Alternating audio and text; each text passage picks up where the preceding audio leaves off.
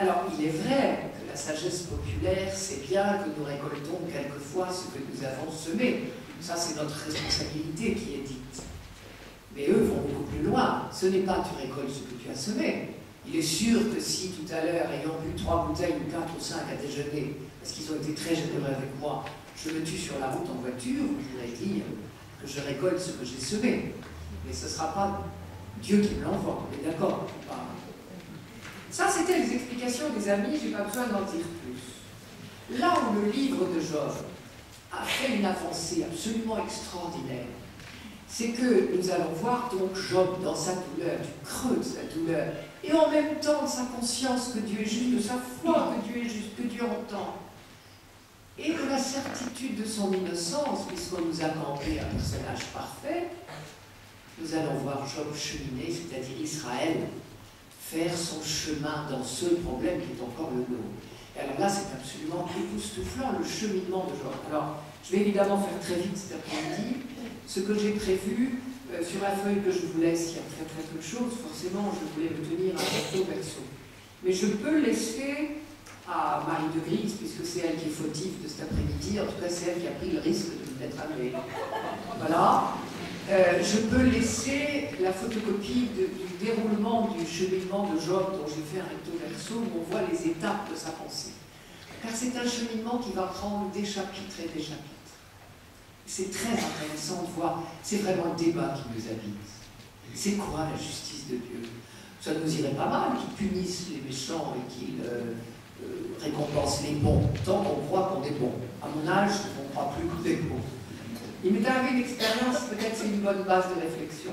Une année dans ma vie, on faisait, à la demande d'un des curés qui était le moteur de la formation, cette année-là, à l'occasion du jubilé, on faisait une espèce de caté en package caté, on l'appelait kit en 4 presque, hein.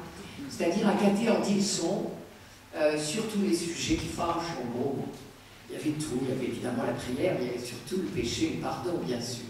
Et nous étions à chaque intervention deux, un théologien et moi, 1 heure chacun. Et chaque intervention était multipliée par 3. C'est là que l'histoire devient rigolote. 3, c'est-à-dire le jeudi après-midi de 2 à 4, juste ça. Vous dormez moins que. Le vendredi soir, encore, attendez, le vendredi soir de 8h30 à 10h30 du soir et le samedi matin de 10 à 12. Les publics n'étaient pas les mêmes, du tout. Et alors, je parle de la séance sur péché pardon. Moi, j'ai appris dans l'Ancien Testament, à mon grand étonnement, que Dieu n'est que pardon et que miséricorde. Et donc, j'ai prêché ça pendant 1 heure. J'ai aucun mal dans l'Ancien Testament à raconter ça. Le théologien dit la même chose avec ses mots à lui. Jeudi de 2 à 4, pas un mot.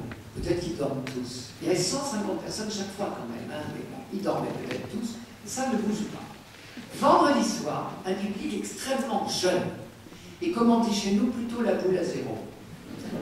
Très marqué, très fervent, très pieux, mais très figé dans ses pensées. Hein, pas question de bouger, d'un iota, d'une ligne de pensée déjà fixée clairement. Alors, à 11h du soir, ça a été une dégelée pas possible. C'était affreux. Oui, comment? Il faut que les méchants soient punis, tant. Moi, à 11h du soir, quand j'ai fait mon boulot, je ne vous cache pas que ça va bien comme ça. Courageusement, j'ai laissé le théologien se débrouiller avec lui. Courageuse, mais pas téméraire. Le lendemain, c'est là que ça devient drôle, le lendemain, 10h à midi, des gens de mon âge, on va dire, à midi, plein de gens sont venus dire « Ah, ça fait du bien d'entendre ça ». Ben, je me suis dit « Oui, à un certain âge, on sait qu'on a besoin de la miséricorde, alors on est tout content de l'entendre ». Et les jeunes croyaient encore qu'ils n'en auraient pas besoin. Et donc, ils sont pour la punition des méchants, dont ils ne sont pas, évidemment. Et oui. Donc voilà, Job affronté à cette grande question, il est innocent, il souffre, donc c'est quelque chose qui ne va pas. Alors, on peut faire, comment dire, il y a un dilemme. Dieu est juste, on est d'accord. S'il est juste, il doit punir les méchants et récompenser les bons. Oui, mais moi, je suis juste et je souffre. Alors, de 2 choses l'une, ou Dieu n'est pas juste, ou il va falloir qu'on change d'idée sur la justice de Dieu. C'est aussi simple que ça. puisque mon idée de la justice jusqu'à aujourd'hui, c'était que Dieu récompense toujours les bons. Je suis bon et je souffre. Alors, j'ai pas le choix. Il y a une alternative entre deux solutions. Ou Dieu n'est pas juste, il est horriblement injuste, ou bien il est juste et moi je me trompe sur la justice de Dieu. Et tout le débat du livre de Job tourne autour de ça, et vous allez voir Job cheminer là-dedans. Et c'est assez impressionnant.